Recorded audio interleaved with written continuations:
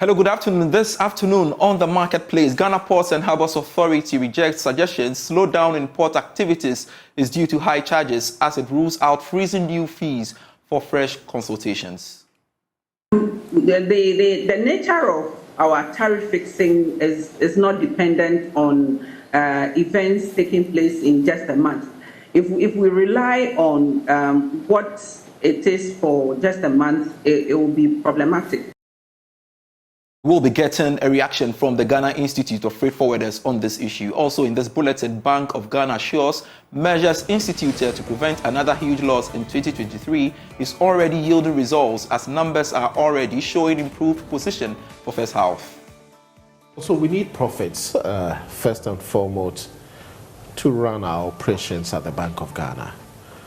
And the operations at the Bank of Ghana are very huge, massive operations that we are involved in to ensure that the economy runs well.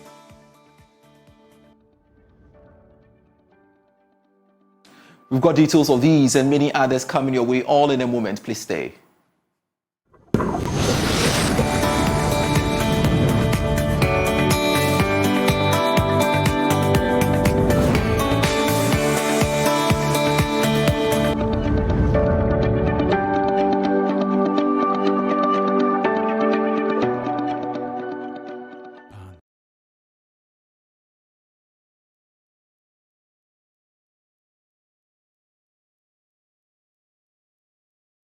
Thanks so much for your time. I am Pius Kojo Baka. Let's now settle for the details. And the Ghana Ports and Harbours Authority is rejecting suggestions slowdown in port activities is due to high charges.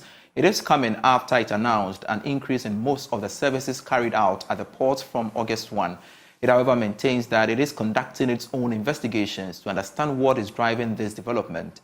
Esther Jibidonko is General Manager Marketing and Corporate Affairs at the GPHA. The nature of our tariff fixing is not dependent on events taking place in just a month. If we rely on what it is for just a month, it will be problematic. I'm saying this because the last time we increased our tariff was last year around July.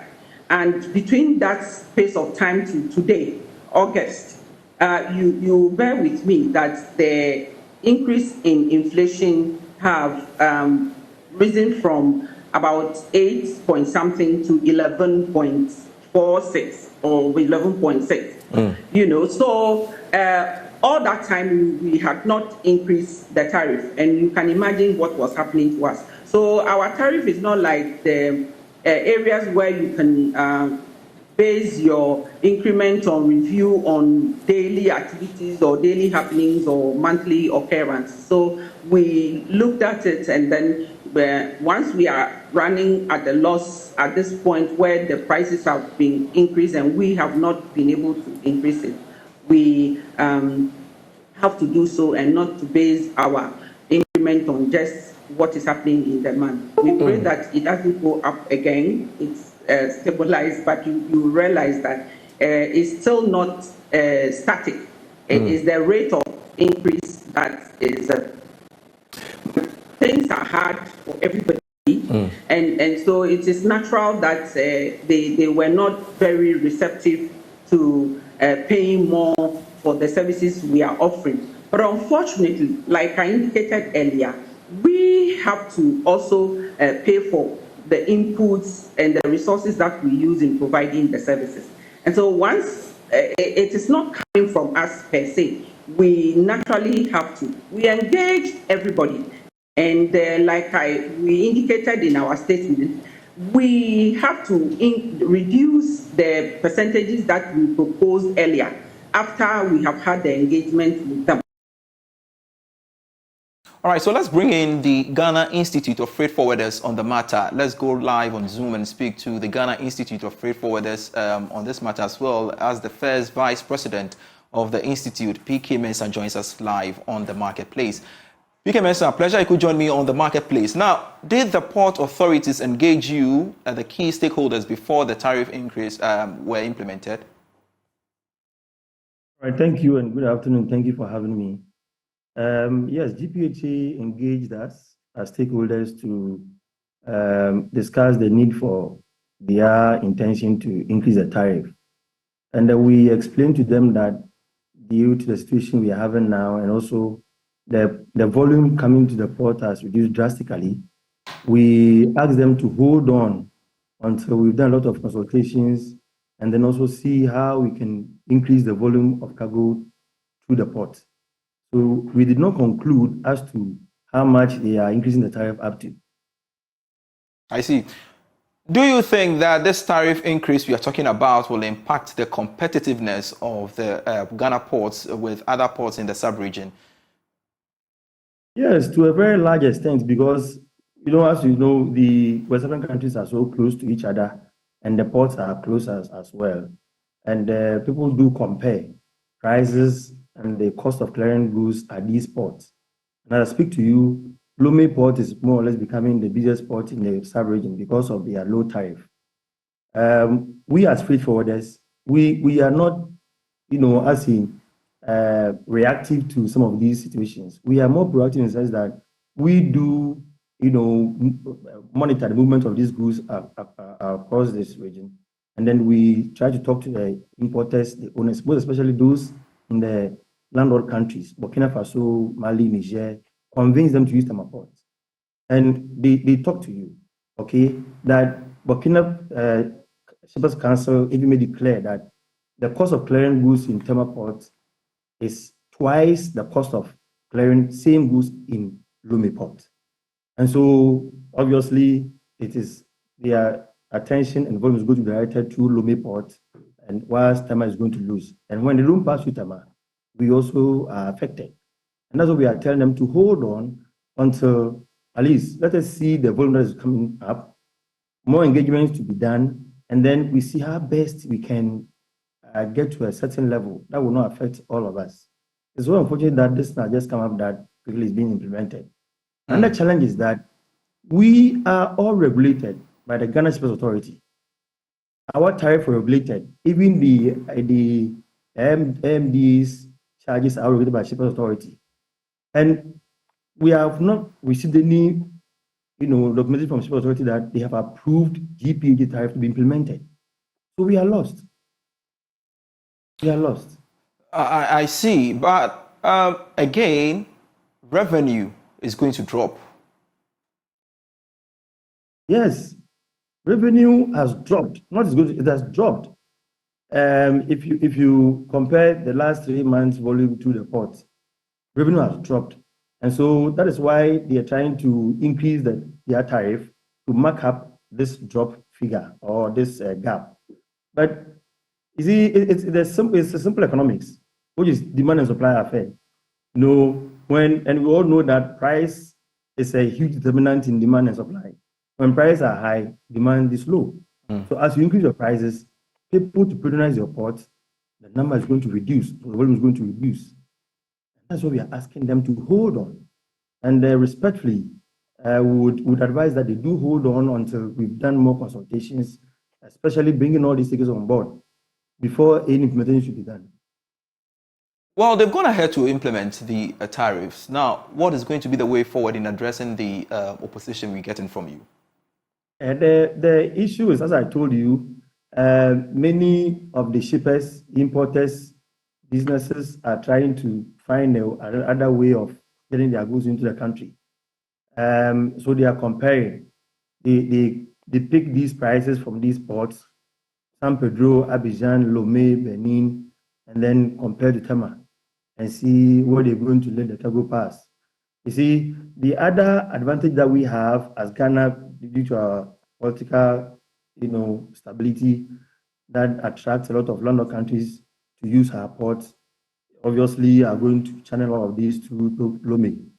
And so a huge volume is going to pass. Revenue will not come. But the way forward is that, respectfully, we are appealing to them to hold on to this implementation. Let us try as much as possible to sort of attract more revenue. And when there's more revenue, then the demand for your service goes high, even if at this price, then we can make a headway. But Currently, these people are complaining that already the charges before this implementation, even the charges was higher than what you are adding on. So if your charges are higher and they are leaving your pot, why then do you add on? Are you scaring them away? Are you ready to reduce the volume to the barest minimum, which is going to affect your operations? The way forward is that they should hold on for now. Let us do more consultation and try to improve some of these services and I'm wondering for how long should the GPHA should hold on, as you are rightly saying, but again, for how long can they wait? Yes, I think there are so many factors that have to be brought to the fore. Okay, how long should you wait? You are waiting for volume, and so many things must be done to attract this volume. You don't wait that the volume should come reach you. We all go out as we are doing as freight forwarders. We just scouting around where cargoes are coming from to the sub-region and trying our best to direct them to the terminal ports. And so what is the GPHA doing? I know they've been doing marketing a lot of so many years ago, I do know. So let us intensify this, get more volume. We can still leverage on these, the current charges. Let the volume come. When the volumes are more, obviously even the charges will give us more revenue. So if you say how long you're going to wait, it depends on how long you want to attract this volume. And that's what I'm saying, that the way forward is all of us coming together, devising ways and means of getting, the various attractive measures that will bring in the cargo. The volume will increase and you get revenue. But increasing it is not a solution. All right. Thank you very much. PK Mensah is the Vice President of the Ghana Institute of Freight Forwarders, speaking to us there on the back of the increased tariffs. Let's shift focus now and touch on the story. The Bank of Ghana has indicated that measures instituted to turn around its finances is already yielding results. The bank posted about 61 billion cedis loss for last year, pushing it into negative equity. Dr. Philip Abredwotu is Director of Research at the Central Bank and has been speaking on PM Express Business Edition. Well, so we need profits, first and foremost, to run our operations at the Bank of Ghana. And the operations at the Bank of Ghana are very huge, massive operations that we are involved in to ensure that the economy runs well. And also, we need that to deliver on a monetary policy mandate. That mandate is inflation. That mandate requires that we always ensure that there is optimum liquidity in the economy for economic activity so that it doesn't generate inflationary pressures. And in that process, we try to absorb those excess liquidity that we see on the market that can cause economic noise to the fundamentals. Now, that process of withdrawing liquidity from the system costs money. We need to pay interest on these instruments that we take out from the system. It's an expense on our balance sheet item. And therefore, we need income to be doing all these things to ensure stability in the economy. We are a public institutions body, BOG, by the nature of the things we do. It's a public institution policy body.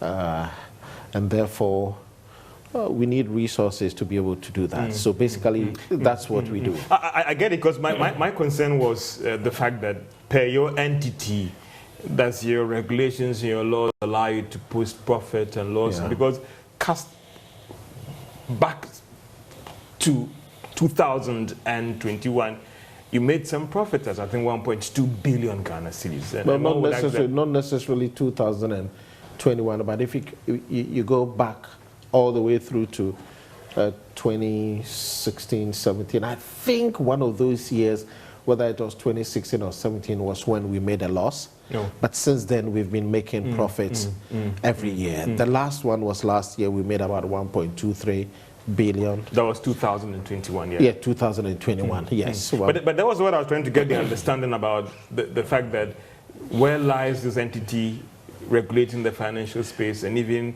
the bit about making profit, the bit about making loss and all the rest, and whether that could also cloud or affect your mandate in promoting financial stability in the space. well, but George, if you look upstairs on our balance sheet on the asset side, we do make income from some activities. Like fines and all the rest. Well, like fines, but those trading in gold and all the rest and all those yeah, things. those are part of the story. But we do have reserves offshore with correspondent banks. We have investments in instruments offshore. We are buying U.S. treasuries. We are making income from that side as well. So we do make income, yes, from our activities. And then again, on the downside, we do have liabilities. And at the end of the year, these things do offset each other, and then we end up with either we've made a profit or we've made a loss. So in the case where you made a profit, does it everything goes to the shareholder being the government? Well, the law requires that when you make a profit, you need to first distribute these profits. There's a way the distribution is done, and then the rest goes to the government of Ghana.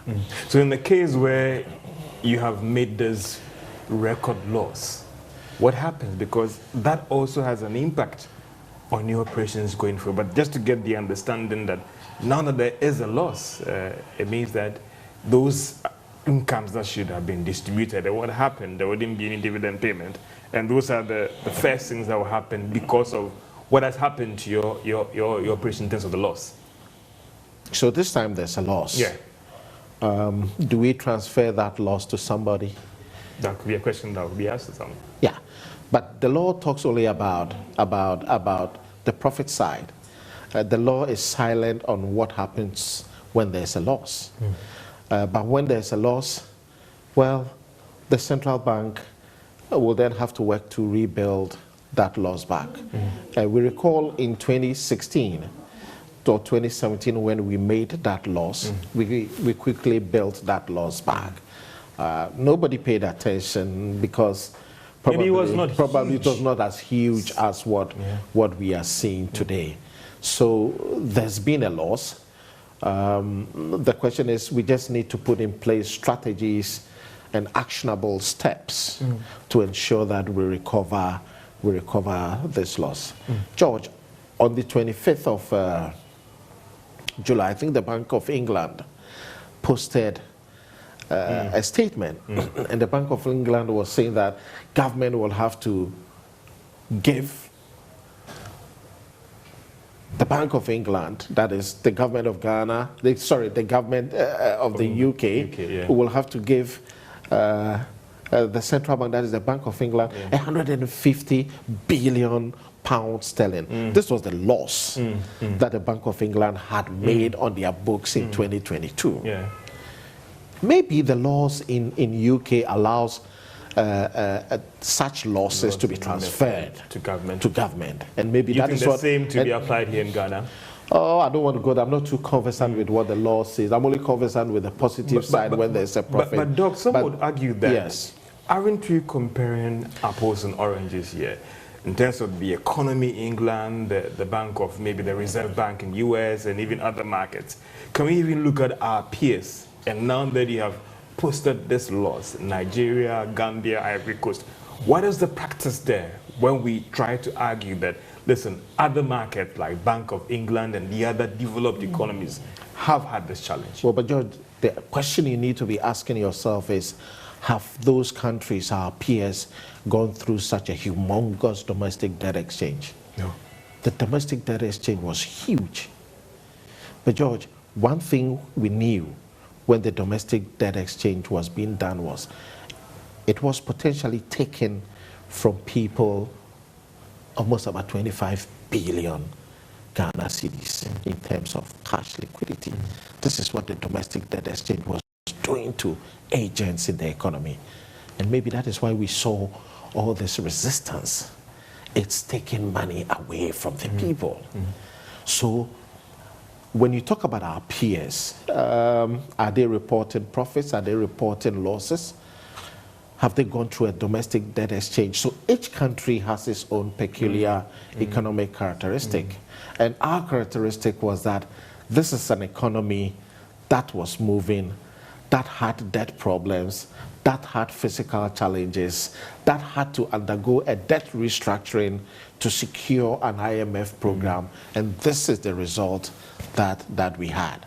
So a huge domestic debt exchange on the people, and the Bank of Ghana has been part of the domestic debt exchange. What we've done is to act as the last shock absorber for the entire debt exchange.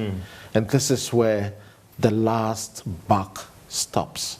In your normal banking regulations supervising the banks, you often will raise issues about the level of exposure of a bank. Do you think that also the time has come, looking at the loss that you have recorded, the time has come to take a second look at your loss in terms of your exposure to the government of Ghana? I would have been worried if this level of losses had been persistent or staying on our books for the past 3, 4, 5 years. Philip Abredu too in that interaction with my colleague JoyNews on PM Express Business Edition. Let's move on to some other stories. And the ECG has launched its loss recovery program at Kaswa in the Central Region.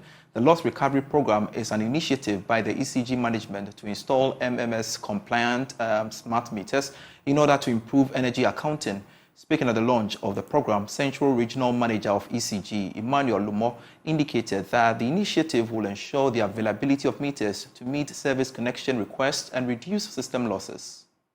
This project, that is loss reduction project, is a project that has come to bail out ECG Central in terms of availability of meters. As the project manager said earlier, this project is a project that, either to when customers come to our offices for prepaid meters, at times we face challenges. But after today, any customer that walks to our office and pay for new service connections, within 10 days, that customer will receive the service connection, starting from day one to whatever. And also this project will go a long way to help reduce or curb illegal connections and influx of these illegal meters that we are seeing all over in the Central Region. For now, the contractor is supposed to install about 143,000 meters. And after this installation, we'll sign another contract with him to increase the numbers. But for now, we've given him 143,000 meters to install in the whole Central Region. These meters are going to be installed concurrently in Kaswa District, Winneba, Swedro, and Cape Coast. General Manager in charge of financial planning at ECG, Moses Oakley, says with the launch of the project, there wouldn't be shortages of meters in the region. All about procuring meters and having them installed at the customer's premises before the meter supplier is paid. So at this point, or after this project, ECG workers will no more have anything to do with meters, because under the project, meters will be procured and installed in customers' premises before a payment is made to the supplier. And by that, all challenges we have been having in the past with meter procurement, transportation and installation has come to an end.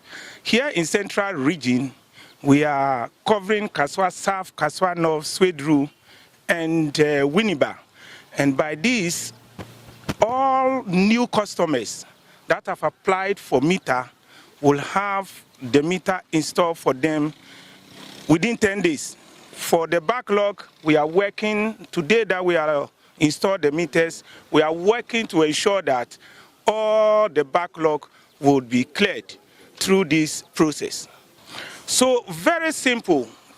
the original process for meter acquisition still remains the same. You have to visit ECG office, and then you fill the necessary forms, you pay the cost of the meter.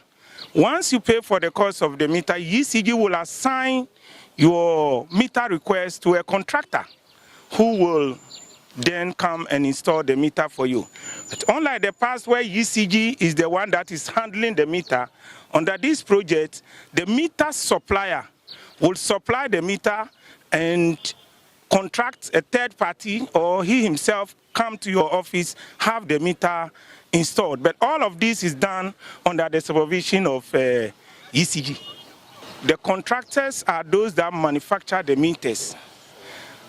And then they transport the meters, and then they also employ third parties to install the meters. So now the relationship between ECG and the contractor is that ECG has contracted a meter supplier to not only supply meter to us, but also to ensure that that meter is installed in the customer's premises. And only when that is done that the contractor is paid. So from now onwards, there will be no stocking of meters, or there will be nothing like meters we have meter shortage, because at our point in time, the meter supplier or the meter manufacturer has enough meters, and once you apply for the meter, it is given to them and your meter is installed. All customers who paid for the cost of the meter, or what we refer to as a contribution, because technically per our system, customers are not paying for the cost of the meter.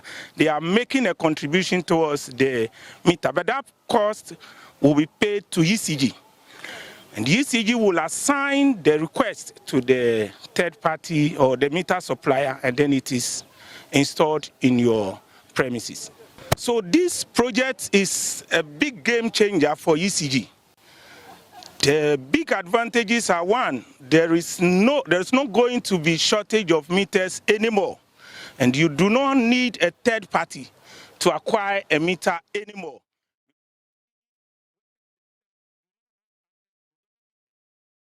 Thanks so much for your company. I am Pius Kojo Baka. For more news, you can get great stories when you log on to myjoyonline.com/business.